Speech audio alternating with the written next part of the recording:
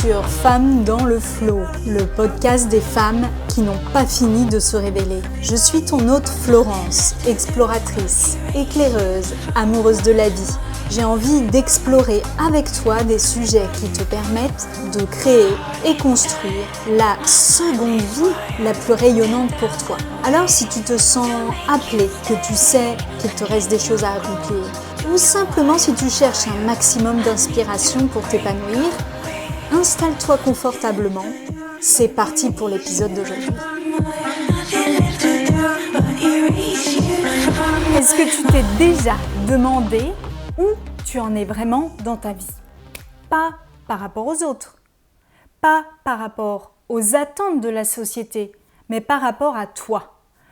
Aujourd'hui, je te propose 5 portraits, archétypes de femmes. Il est fort probable que tu te reconnaisses dans certains traits et cela pourrait te surprendre. Nous vivons une époque de transition majeure, un changement d'air où les anciens repères s'effondrent. Entre 45 et 65 ans, de nombreuses femmes ressentent ce besoin de transformation profonde à l'échelle de leur propre existence. Je vois cette transformation comme un parcours initiatique, un cheminement allant du soi vers le global, de la transformation personnelle au service d'une cause plus grande, collective et vibratoire. En fonction de leur avancée dans leur métamorphose personnelle, elles se retrouvent classées, entre guillemets, selon 5 niveaux de conscience. Pour chacun de ces profils, j'ai analysé plusieurs critères.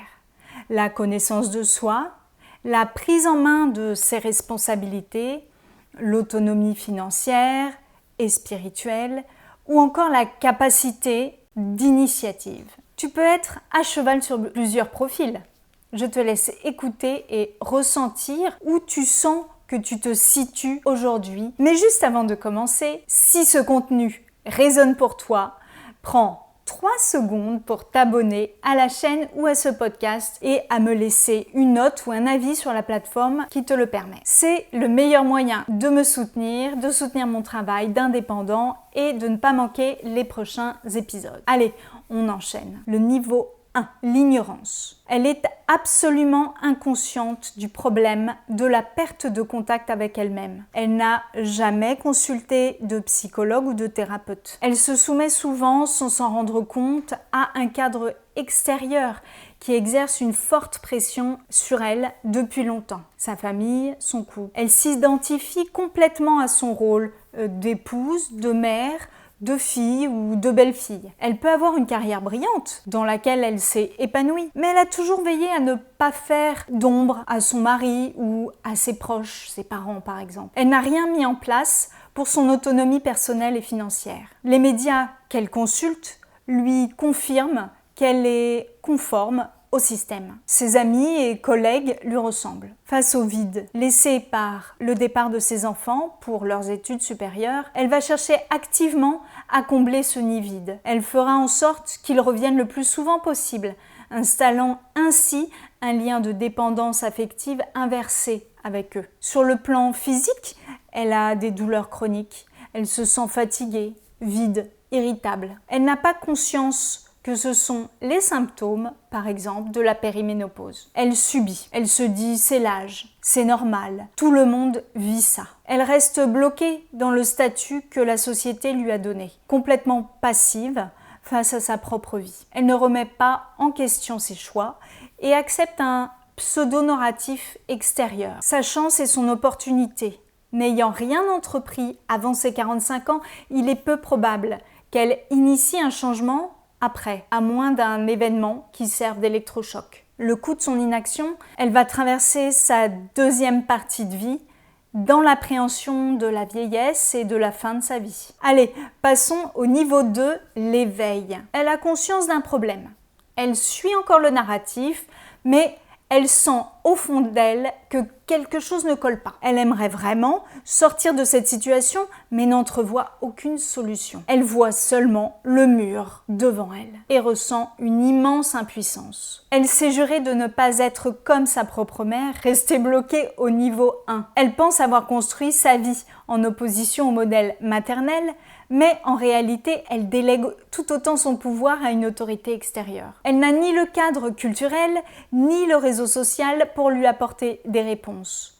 Elle ne sait pas par quoi commencer, ni comment s'y prendre. Les médias traditionnels ne répondent pas à ces questionnements intérieurs. Autour d'elle, elle ne voit personne à qui s'adresser. Elle n'ose pas en parler à ses proches. Quand elle compare sa vie actuelle, qui semble plutôt réussie, à son sentiment de vide intérieur, elle ne comprend pas ce qui ne va pas. Elle vit dans un sentiment d'inconfort permanent, coincée entre la stabilité qu'elle a construite et un besoin de changement urgent. Elle ressent une colère créatrice, mais elle ne sait pas quoi remettre en question. Elle sent de la fatigue dans son corps, elle pratique une activité sportive et régulière, collective, chaque semaine près de chez elle. Sa chance et son opportunité, si elle rencontre les bonnes personnes et qu'elle se sent inspirée, elle peut laisser émerger le courage de passer à l'action pour exprimer sa vérité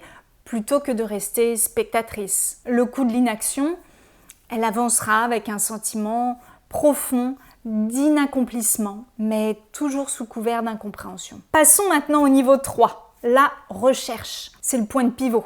Elle a commencé sa réflexion, s'est mise en mouvement, elle lit des livres, écoute des podcasts, elle a fait du développement personnel.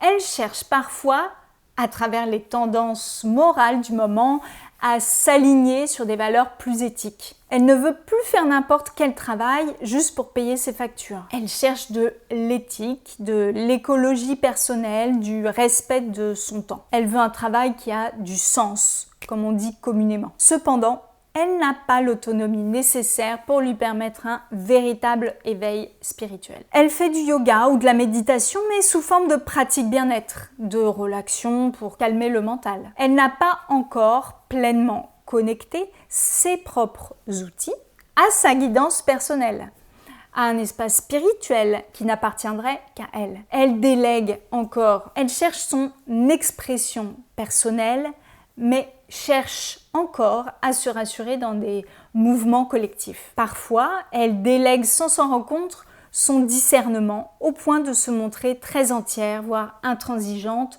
pour ceux qui ne partagent pas sa vision. Elle nie sa propre puissance individuelle et attend qu'un cadre lui soit donné. Elle pense prendre ses responsabilités en s'engageant pour des causes, mais elle extériorise encore sa souveraineté et son autorité.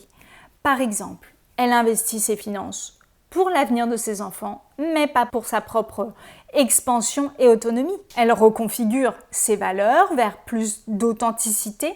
Elle agit, mais elle reste soumise à une forme de validation extérieure. Je m'arrête ici pour cette première partie.